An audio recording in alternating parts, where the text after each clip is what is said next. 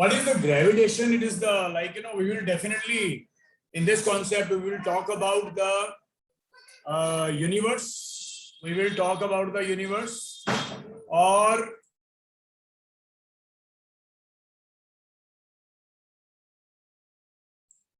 we will talk about the universe. और universe में जो बॉडीज हैं एक दूसरे के साथ कैसे इंटरेक्ट कर रही हैं. सन है, सन ने फुल यूनिवर्स पे या सन ने हमारे सोलर सिस्टम को कैसे कंट्रोल करके रखा है. तो ये सारी चीजें हमारे पास ग्रेविटेशन चैप्टर में आती हैं. बहुत जबरदस्त चैप्टर है ये. Study effects and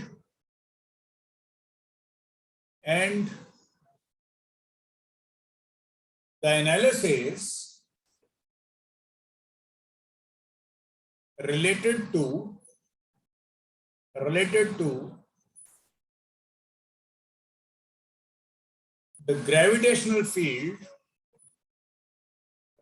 gravitational field, and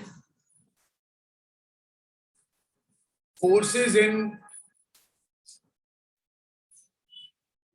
surroundings of Mars and Earth. So that concept is called as a gravitation. इस concept का नाम हम लोग क्या रखते हैं? Gravitation नाम रखते हैं. अब इसमें हमारे पास न्यूटन्स लॉ ऑफ ग्रेविटेशन आता है. न्यूटन्स लॉ ऑफ ग्रेविटेशन आता है. And according to this law, ये आप लोगों ने क्लास 10 में भी पढ़ा हुआ है, क्लास 9th में शायद, ठीक है. So according to this law हमारे पास जैसे दो मासेस हैं बेटा, m1 and m2, they are separated by distance r. So according to this law, the gravitational force is directly proportional to the product of masses and inversely proportional to the square of the distance. Inversely proportional to the square of the distance. और जब आप लोग इसको remove करते हो तो आप लिखते हो minus of g m1 m2 by r square. Minus of g m1 m2 by r square, where capital G is called as the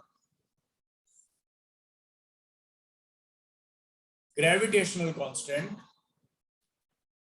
and negative sign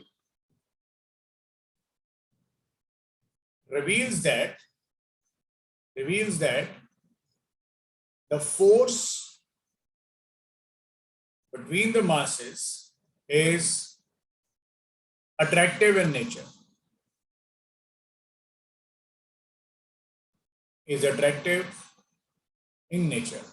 ये नेचर में अट्रैक्टिव फोर्स होती है, ठीक है. तो ये रहता है.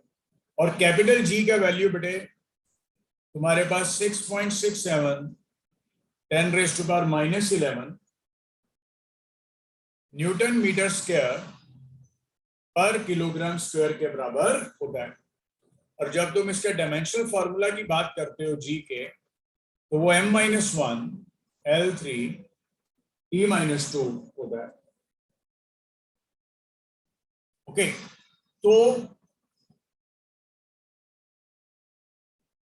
अगर तुम इसमें इसके कैरेक्टरिस्टिक्स की बात करते हो,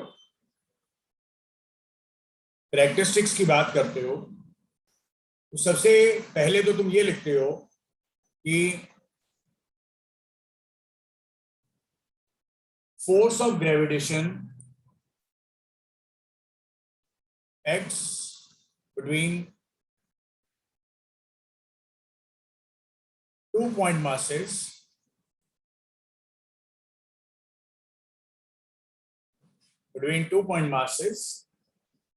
along their center. along their center. That is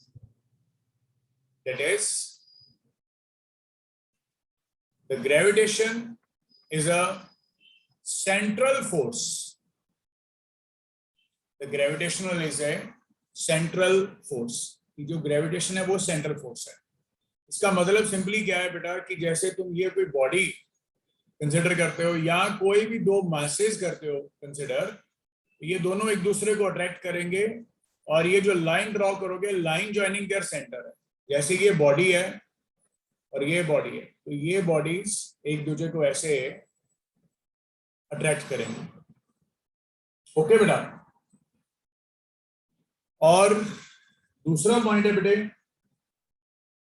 the force, this is attractive in nature, ये अट्रैक्टिव इन नेचर है and is independent of the nature of the intervening medium between the masses के बीच में कौन सा medium डालते हो उसमें कोई कंसर्न इसका नहीं है. मान लो तुम्हारे पास ये दो मासेस हैं m1 m2, दोनों के बीच में दूरी जो है वो r है और यहाँ पे तुम्हारे पास एयर है, या तुम यही दो मासेस कंसिडर करते हो, दोनों के बीच में दूरी r है और यहाँ पे तुम कोई मीडियम इंट्रोड्यूस कर दो वाटर. तो इन दोनों में जो फोर्स आएगा, इस केस में मान लो F1 आया, इस केस में F2 आया, तो वो सेम ही आएगा. मैग्नीट्यूड अगर सिंपली लिखते हो तो m1 m2 bye r square लिखोगे.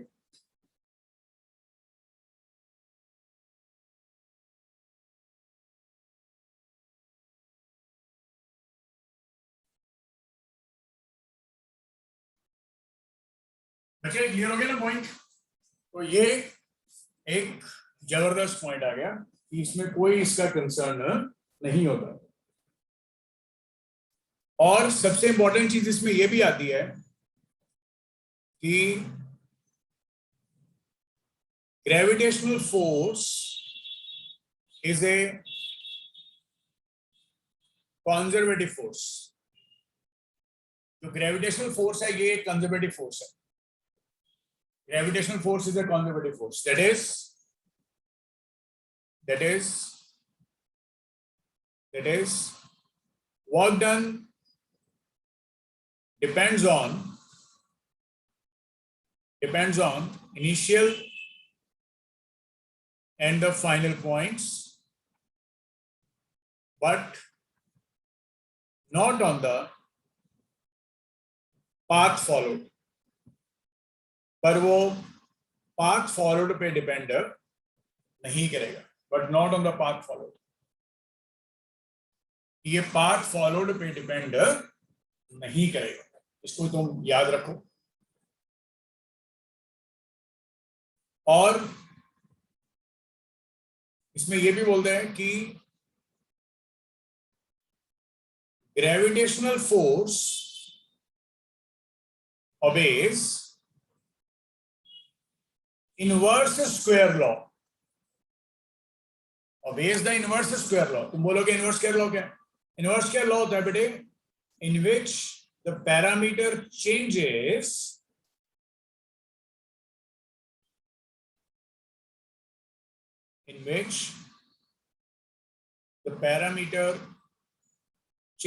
नो डाउट यहाँ पे फोर्स है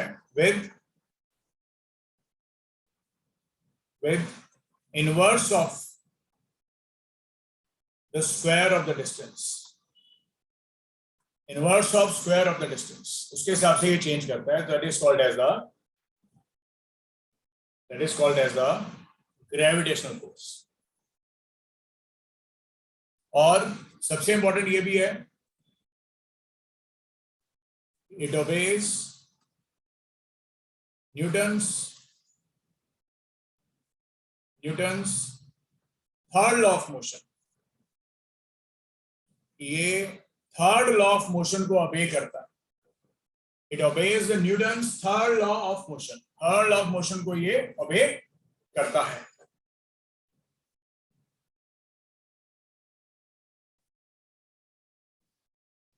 फॉर पॉइंट मासेस, है ना.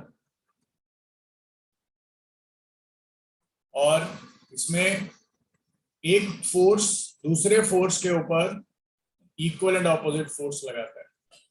हम लोग आगे भी करने वाले हैं ये चीज, और अभी आपको शेयर किया जा रहा है. जैसे मान लो ये मास m1 है और ये मास जो है दूसरा ये m2 है. अब m2 जो है इस पे फोर्स लगाएगा इधर को, इसका नाम तुम रखोगे F12, और ये फोर्स लगाएगा इस पे इधर को, तुम इसका नाम रखोगे F21. बेसिकली F12 का नाम क्या होता है? Force on m1 due to m2. F21 क्या होता है? Force on m2 due to m1, due to m1. तो ये आ गया न्यूटन का law.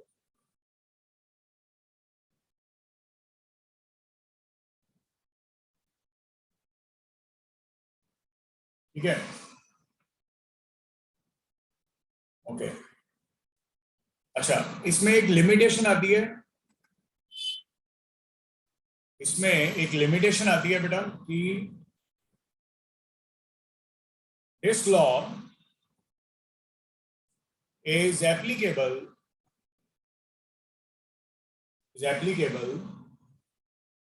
only for the point masses. point masses के लिए applicable है, but not for the extended objects.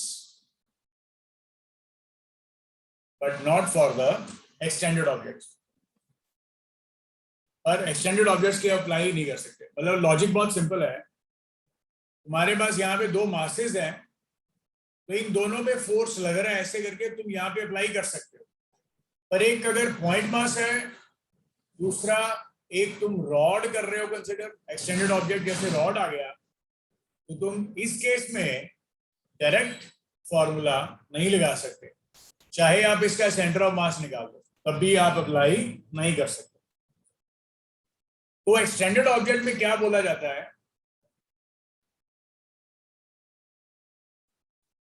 For extended object के लिए क्या बोला जाता है कि तुम एक कोई भी ऑब्जेक्ट ले लो, उसमें से एक एलिमेंट ले लो जिसका मास dm है, और यहां पे एक तुम मास ले लो m0, और यहां से इसका दूरी ले लो r वेक्टर. तो ये जो dm मास है, इस m0 को अपनी तरफ ऐसे खींचेगा, और इस फोर्स का नाम रख दो df वेक्टर. तो जब तुम df वेक्टर निकालते हो तो उसका कुछ वैल्यू लिखा जाता है, मैं तुम्हें बता देता हूं. -g m0 dm by r cube into r vector. मैं तुम्हें बाद में बताता हूं कैसे करना है, ये कैसे आया. अभी के लिए तुम सिर्फ लिख लो. जब तुम इंटीग्रेट करते हो बेटा, तो यहां पे df का इंटीग्रल आ गया, -g m0 कांस्टेंट है, और integral dm by r vector, क्योंकि इंटीग्रेशन के अंदर क्यों रखा जा रहा है? बिकॉज अगर dm इधर होगा तो r की वैल्यू चेंज कर जाएगी, r डैश हो जाएगी. इस वजह से इंटीग्रेशन के अंदर रखा जा रहा है इसको. तो ये रिजल्ट आएगा. तो यहां से नो डाउट ये तो टोटल फोर्स ही आ जाएगी जो तुम निकाल सकते हो. क्लियर हो गया? ओके. तो हम लोग ये बोलते हैं कि for extended bodies, Newton's law of gravitation can be applied by taking small elements, by taking the small elements in extended body and integrate the expression for force on element over whole body, सारी body के ऊपर।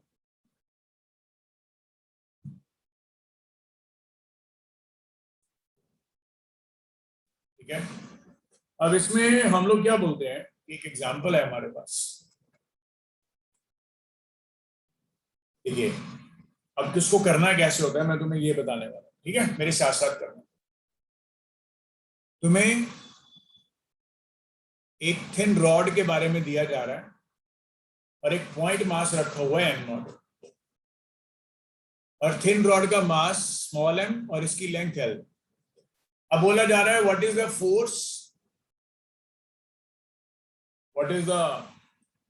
Force on m0 due to rod के कारण कितना है। बहुत simple method है बेटे, सुनो। नो डाउट तुम्हें बोला गया एक्सटर्नल एक्सटेंडेड बॉडीज के लिए नहीं लगाते सीधा, पर उसमें तुम एक एलिमेंट ले सकते हो, जैसे अभी ऊपर किया था। यहाँ पे तुम एक एलिमेंट ले लो, ये वाला मैं थोड़ा हाईलाइट करके कर रहा हूँ बस। और एलिमेंट का मास तुम dm ले लो, और एलिमेंट की जो लेंथ है वो dx ले लो, ये वाली dx। अब ये जो एलिमेंट है ये इसको अपनी तरफ खींचेगा, ये जो एलिमेंट है ये इसको अपनी तरफ खींचेगा, और ये कितना फोर्स लगाएगा, df। कितना फोर्स लगाएगा ये, df।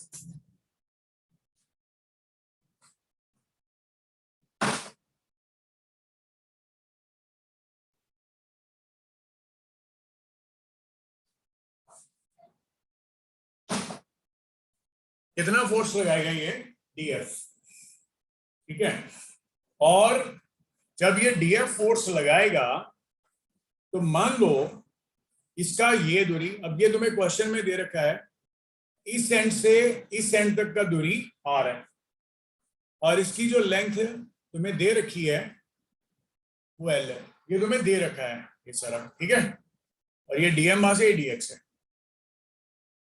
अब देखो करना क्या है, देखो अब तुम क्या करोगे कि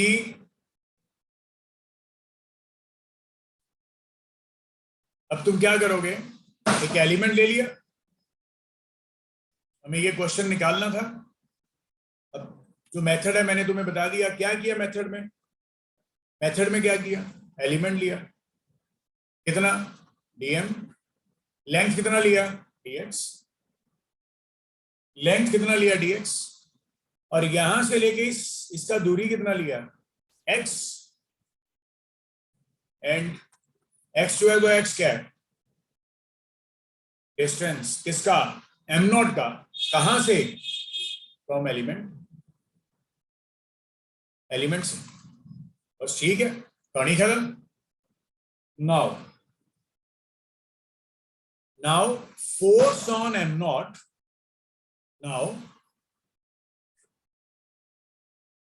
now force on m0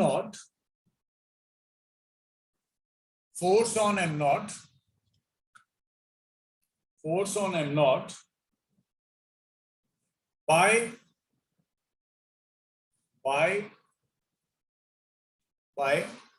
element dm, dm के कारण बहुत सिंपल, df लिखोगे, फॉर माइनस को छोड़ दो, g लिख दोगे, वहां से m0, दूसरा कितना dm, बाय कितना दूरी x, तो ये रिजल्ट आ गया। अब तुम्हें ये चीज पता है,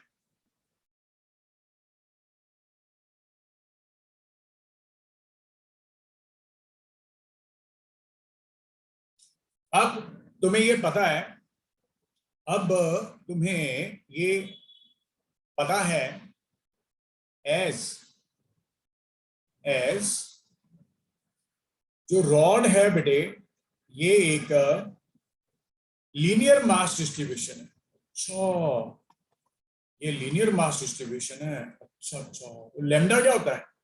मास बाय लेंथ होता है। ये किसके बराबर होता है? डीएम बाय डीएक्स के बराबर होता है। ये किसके बराबर होता है? डीएम बाय डीएक्स के बराबर होता है। सो दिस इंप्लाइज, इसका वैल्यू पुट कर दो, df is equal to G M naught. अभी क्या करो, dm का वैल्यू निकाल दो, कितना? m by L into dx by x के। उसके बाद क्या बोलोगे? इंटीग्रेट कर दीजिए अब इक्वेशन को। So we get, what do we get? यहां पे इंटीग्रल df आएगा, ये G M naught m by L और इंटीग्रल x की पावर -2 dx। अब इसका वैल्यू कहां से कहां लेंगे?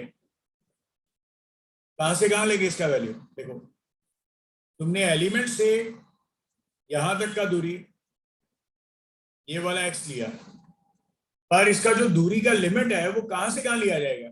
इस एंड से लेके इस एंड तक। अब इस एंड का दूरी तुम्हें दे रखा है r0 और ये वाली लेंथ है l, तो ये वाला एंड का दूरी कितना आ गया? r plus L. क्योंकि यहां से ये दूरी जो है वो x है, तो इस हिसाब से लोअर लिमिट इसकी r0 और इसकी upper limit r plus L. r plus L, तो दिस इंप्लाइज df का इंटीग्रेशन टोटल फोर्स आ गया, g m naught m by L integral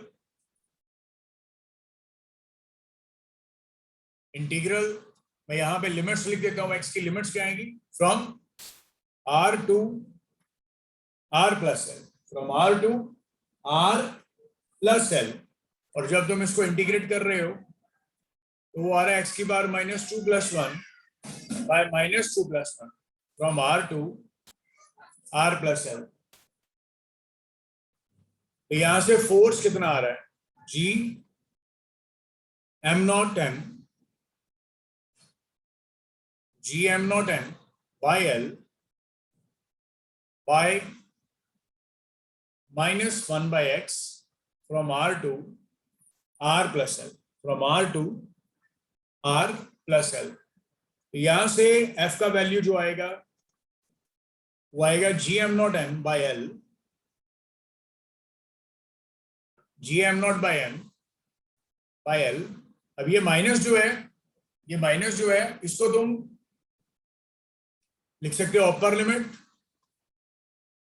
by lower limit, ऐसे, ठीक है। फिर उसको जब तुम सॉल्व कर रहे हो बेटा, क्योंकि अगर चलो ठहरो, रुको, तुमने ये माइनस कॉमन ले लो बाहर, यहाँ पे लिख दो, फिर ये कोई झंझट नहीं लिखने का, ठीक है। अब क्या करो, ये माइनस को अंदर ले जाओ, क्या बन गया? G M naught m by L बेटे 1 by r minus 1 by r plus L, ये आंसर आ गया बेटा। Okay, so this is the way to calculate the force between rod and the point object.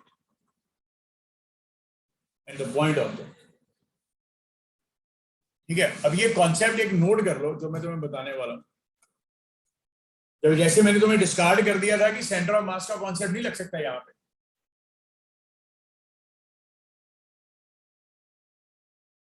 अब नोट कर लो। Note क्या करो कि when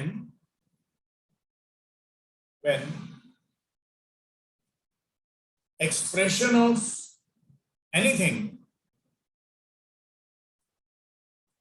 is directly proportional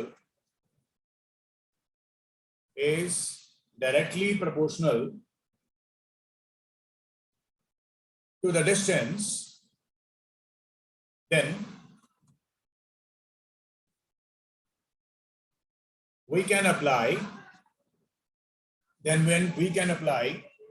center of mass concept, but if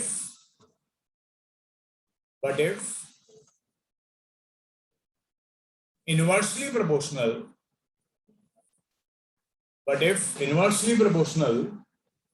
then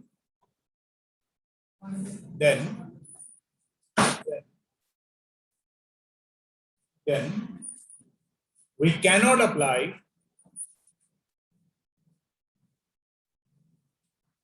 then we have to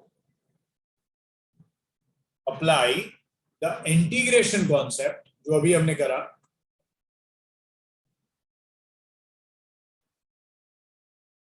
but not the center of mass concept. Logic बहुत simple है कि अगर कोई ऐसा क्वेश्चन आ गया जिसमें डायरेक्टली प्रोपोर्शनल आ जाएगा डिस्टेंस का तुम्हारे पास डायरेक्टली प्रोपोर्शनल आ जाएगा,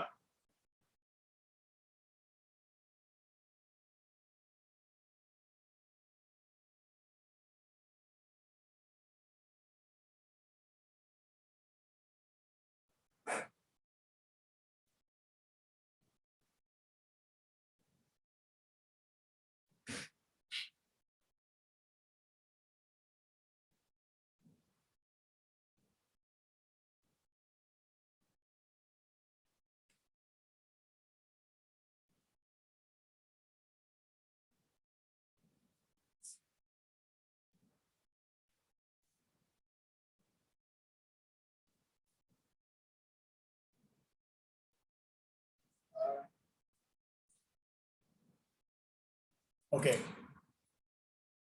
मतलब अगर कोई ऐसा कॉन्सेप्ट आ जाएगा जिसमें डायरेक्टली प्रोपोर्शनल कुछ हो रहा है तो तुम ये बोलोगे कि यहाँ पे सेंटर ऑफ मास का कॉन्सेप्ट जो है उसको आप अप्लाई कर दो अगर डायरेक्टली प्रोपोर्शनल है तो। लेकिन अगर ये डायरेक्टली प्रोपोर्शनल नहीं है तो इंटीग्रेशन का कॉन्सेप्ट लगा दो।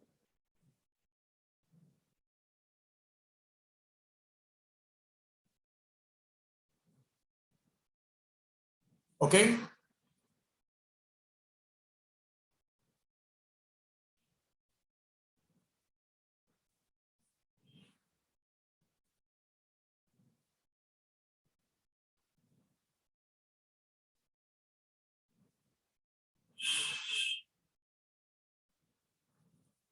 ये रिजल्ट रहेगा।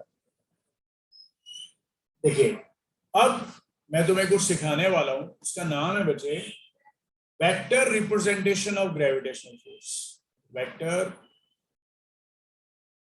रिप्रेजेंटेशन ऑफ द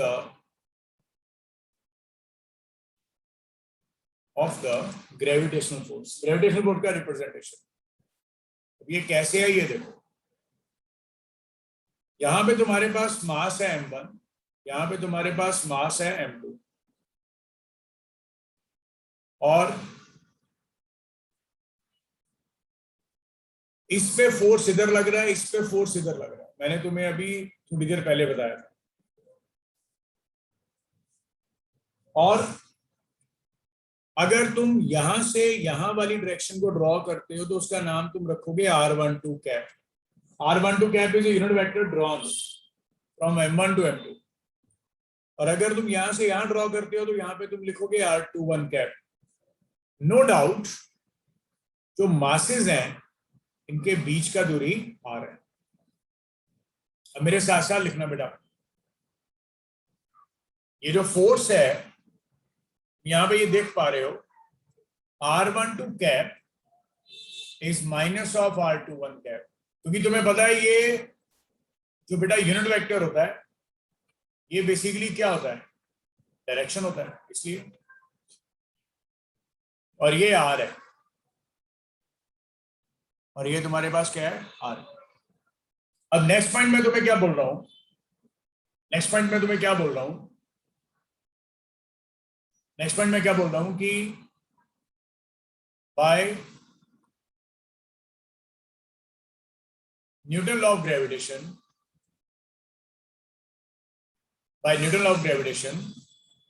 जो F12 होगा सिंपल, वो क्या होगा, minus of G M1 M2 by R square. अब तुम्हें थोड़ा सा इसमें गेम देखना है कि वो क्या है। देख, या डायग्राम में तुम ये भी देखो, अगर तुम R12 लिखो मॉड, यहां लिखो बेटे R21 मॉड, ये दोनों हैं तो आर, मतलब मैग्नीट्यूड तो सेम ही है, चाहे M1 से M2 देखा जाए चाहे M2 से M1 देखा जाए, मैग्नीट्यूड तो दोनों में सेम है। अच्छा, इसके बाद हम लोग अगर इस कॉन्सेप्ट को वेक्टर फॉर्म में लिखना चाहेंगे तो तुम बोलोगे सर वेक्टर फॉर्म में क्या होता है, मैग्नीट्यूड और डायरेक्शन दोनों होती है। तो पहले तो चलो सर हम इसको लिख देते हैं F12 वेक्टर। मैंने कहा ठीक है बेटा, सर इसको लिख देते हैं minus of G M1 M2 by, अभी आर स्क्वायर ना लिखना सर, ये देखते हैं कैसे लिखना है। सुनो, F12 की डायरेक्शन इस तरफ है ये, अब देखो, और इसकी डायरेक्शन भी इधर ही है, और जब तुम यहां पे R12 लिख दोगे पर साथ में नेगेटिव भी है, तो नेगेटिव ऑफ R12 क्या आ जाएगा, R21, तो ये डायरेक्शन बन जाएगी। अगर तुम R12 कहीं पे लिखते हो उसके साथ नेगेटिव डाल दोगे तो R12 का नेगेटिव क्या है, R21 कैप, तो R21 कैप की डायरेक्शन इधर है और R12 की डायरेक्शन इधर है। पर तुम्हारे पास इस क्वेश्चन में F12 की डायरेक्शन टुवर्ड्स राइट है, F12 की डायरेक्शन जो है वो टुवर्ड्स राइट है, और अगर ये डायरेक्शन टुवर्ड्स राइट है बेटा, तो minus of G M1 M2 bye, तुम इसका नाम R21, यहाँ पे 1 2 लिखो, यहाँ पे 2 1 लिख दो, मॉड लिख दो उसका स्क्वायर। मतलब तुम R जो लिखा हुआ है, तुमने जो R लिखा हुआ है उसका नाम R21 मॉड यूज कर दो, और यहाँ पे क्या लिख दो, R21 कैप।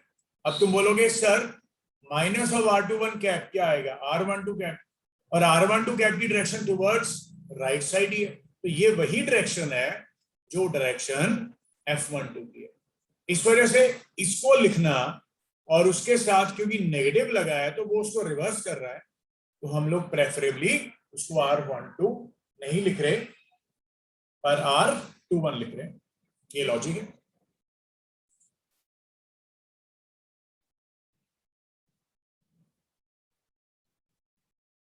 ये एक लॉजिक है, ये तुम्हारे पास इसका रिजल्ट भी आ गया।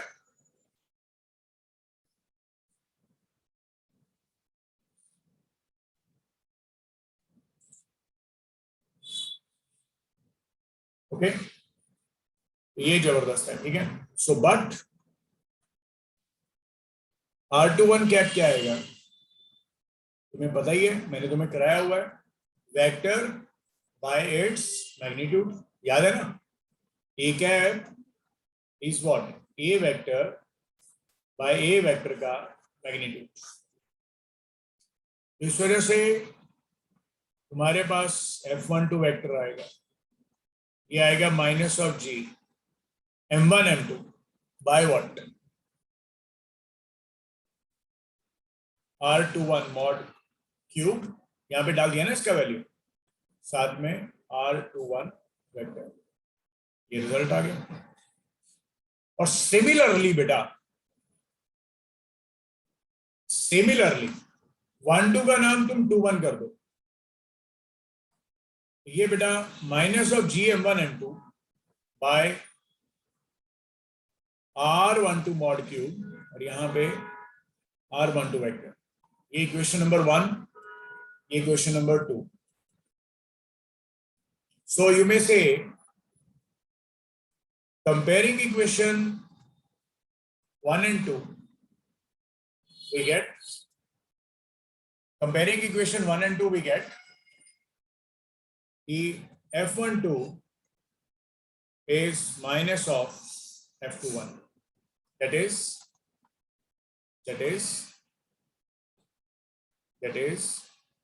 interaction between point masses,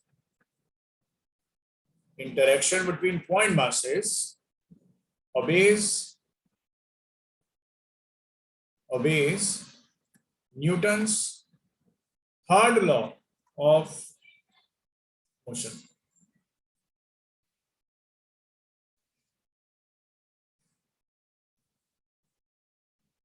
obeys the Newton's third law of motion. ये result रहता है. I hope this thing is clear to you all. Am I right? So it is very, very crucial, very, very important, very, very simple.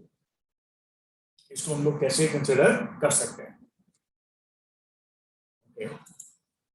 ठीक है, मैं थोड़ा सा repeat कर देता हूँ. वेक्टर रिप्रेजेंटेशन में क्या है हमारे पास? हमने 2 पॉइंट मासेस लिए, m1 m2 लिए. m1 के ऊपर और m2 के ऊपर फोर्सेस लगा रहे हैं ये दोनों, और r12 is drawn from m1 to m2 है, r21 is drawn from m2 to m1 which is equal to r है, तो r. और अगर डायरेक्शन की बात की जाए, बिकॉज 1-2 कैप का मतलब या 2-1 कैप का मतलब डायरेक्शन होता है, तो 1-2 कैप का मतलब आ गया, r12 कैप का मतलब from m1 to m2, r21 cap का मतलब आ गया फ्रॉम 2 to 1. और जब तुम लिख रहे हो कि न्यूटन लॉ ऑफ ग्रेविटेशन में ऑलरेडी तुम्हारे पास यहाँ पे नेगेटिव साइन होता है, क्योंकि ये स्टैंडर्डाइज नोटेशन है, मैग्नीट्यूड है, मतलब डायरेक्शन, मतलब नेगेटिव साइन रिवील्स की ये अट्रैक्टिव फोर्स है. तो जब तुम इसको वेक्टर फॉर्म में लिखना चाहोगे तो वेक्टर फॉर्म में लिखने के लिए तुम्हारे पास क्या होना चाहिए? मैग्नीट्यूड और डायरेक्शन. तो ये तुम्हारे पास ऑलरेडी मैग्नीट्यूड आ गया, और डायरेक्शन का मतलब क्या होता है? यूनिट वेक्टर लिखना. अब यूनिट वेक्टर किसके बराबर होता है? Vector by its magnitude. तो तुमने इसका नाम r21 कैप का नाम लिख दिया, r21 vector by r21 vector का मॉड, तो minus of gm1 m2 by r21 vector mod cube into r21 vector. Equation number 1 आ गई. सिमिलरली इक्वेशन नंबर 2 आ गई. कंपेयर कर दिया 1 और 2 को, और ये आंसर आ गया. क्लियर हो गया?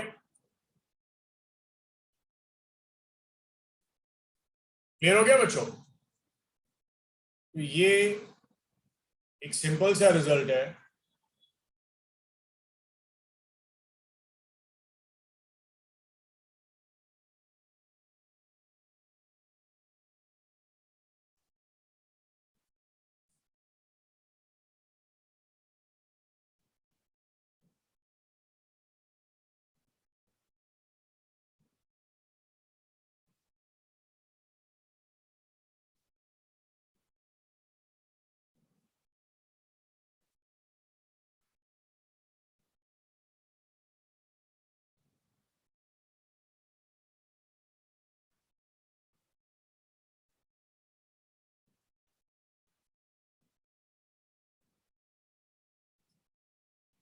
ओके, ये रिजल्ट आ गया.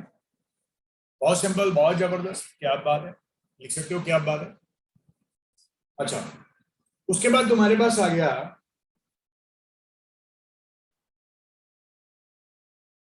Principle of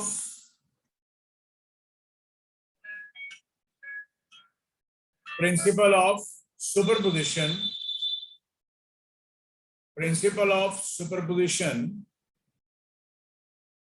of forces. Principle of superposition of forces.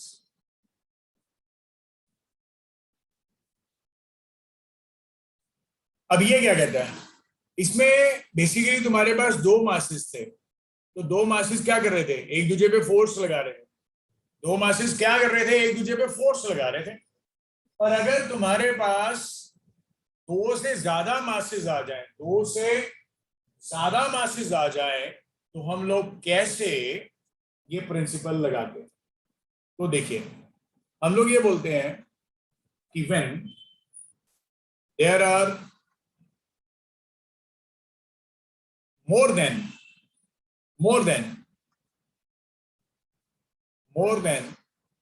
2 masses in a system,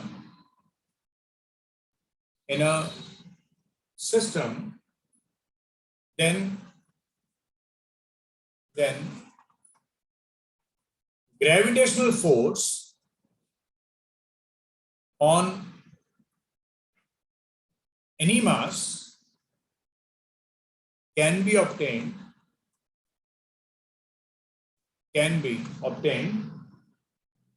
by vector sum of all individual forces acting on the mass due to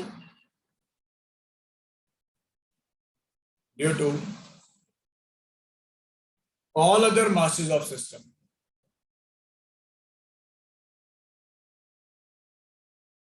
Due to all other masses of the system. हम उसको बोल देते हैं. अब होता क्या है कि मान लो तुम्हारे पास एक मास है ये वाला m0, एक तुमने मास रखा ये m1, अब इसने इस पे फोर्स लगाया, उसका नाम तूने रख दिया F01.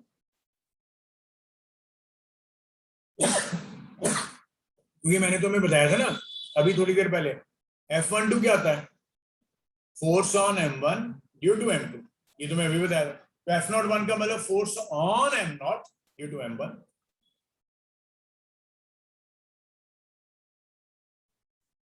अच्छा, इसमें एक और लाइन भी ऐड कर लो. And mutual force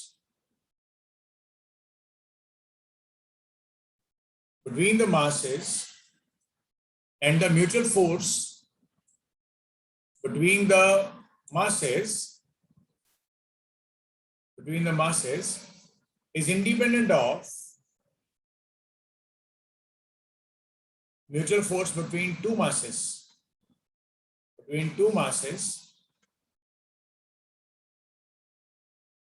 is independent of presence of other masses, other nearby masses,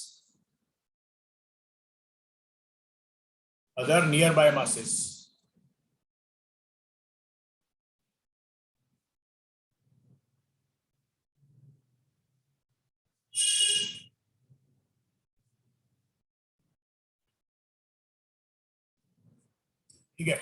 मतलब जैसे तुम्हारे पास दो मासेस है और कोई तीसरा मास भी पड़ा हुआ है, तो वो उसका कोई लेना देना नहीं है कि वो कहां पे पड़ा हुआ है. ये फोर्स तुम्हारे पास आ गया F01. जैसे अभी बताया मैंने, मान लो ये मास है कोई m2 और ये m0 को अपनी तरफ खींचेगा, तो F02 की वैल्यू सिर्फ इन दोनों पे डिपेंड करेगी और इनके बीच में दूरी क्या है. m1 कहां पे, उसका कोई लेना देना नहीं है. यहां पे कोई मास आ गया mn और इसका ये मास आ गया F0n,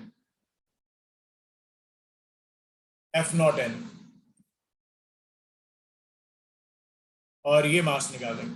अब इन तीनों फोर्सेस का वेक्टर सम निकालेंगे तो वो एक रिजल्टेंट फोर्स आ जाएगी F0. Bye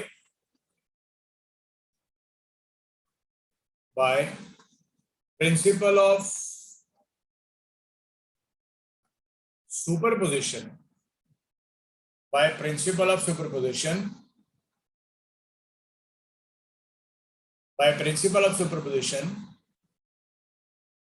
net force on m0 is given by F0 vector beta is equal to F01 plus F02 plus so on F0n. ऐसे आएगा. अब तुम्हें पता ही है, अगर तुम F01 लिखते हो तो ऊपर जो तुमने अभी लिखा था बेटे, ये 1 लिखा है इसका नाम, या इसका नाम 2 का नाम 0 कर दो, F01 आ गया. माइनस जी m1 m0 r02 और r01. ठीक है, 2 को 1 कर दो तो ये आ गया minus of G m0 m1 bye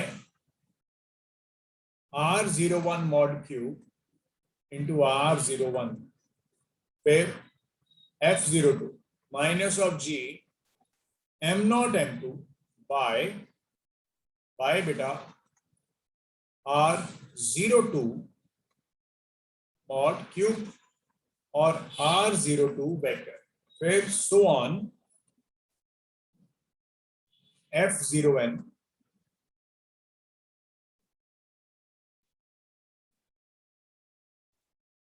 m0 mn by r0n mod cube r0n ये आ गया. So therefore जो रिजल्टेंट फोर्स है minus of ji M not तो सभी में ही है बेटा, और ये आ गया m1 bye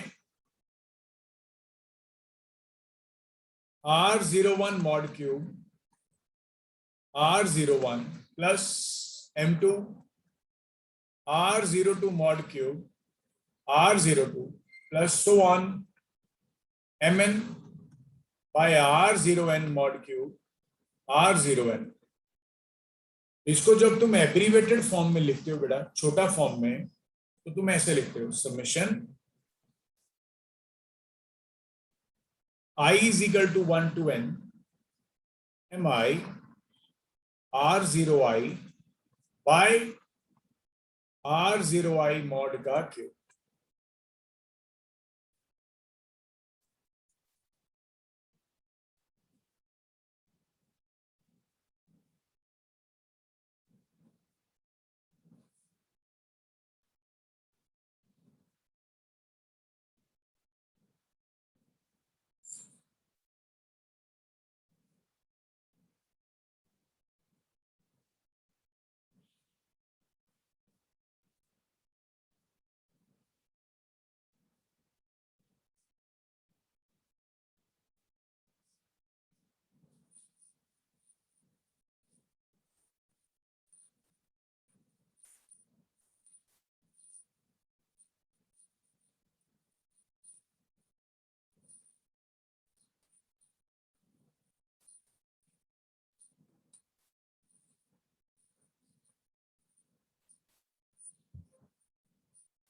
r0i mod cube r0i vector. ठीक है, ये रिजल्ट आ गया एब्रीवेटेड. अब तुम लिखोगे कैसे इसको, जैसे i को तुम 1 लिख दो, i1 आ गया, इसको 1 लिख दो, फिर 1 लिख दो, तो ये पहली टर्म बन जाएगी. समीशन का मतलब होता है प्लस करना.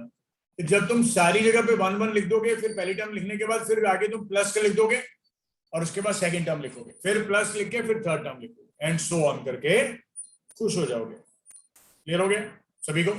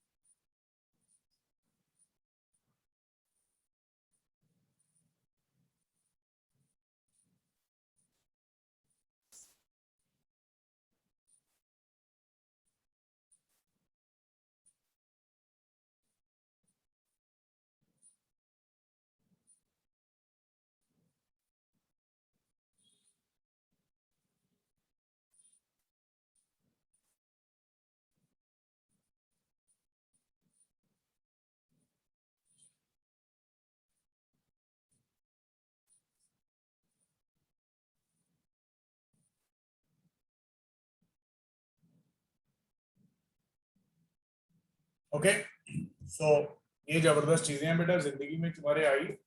ग्रेविटेशन आ गया, ठीक है, और कल हम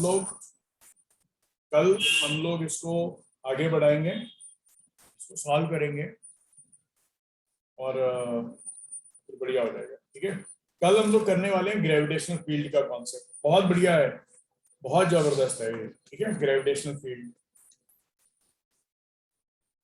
ठीक है बच्चों, कल मिलते हैं. Thank you.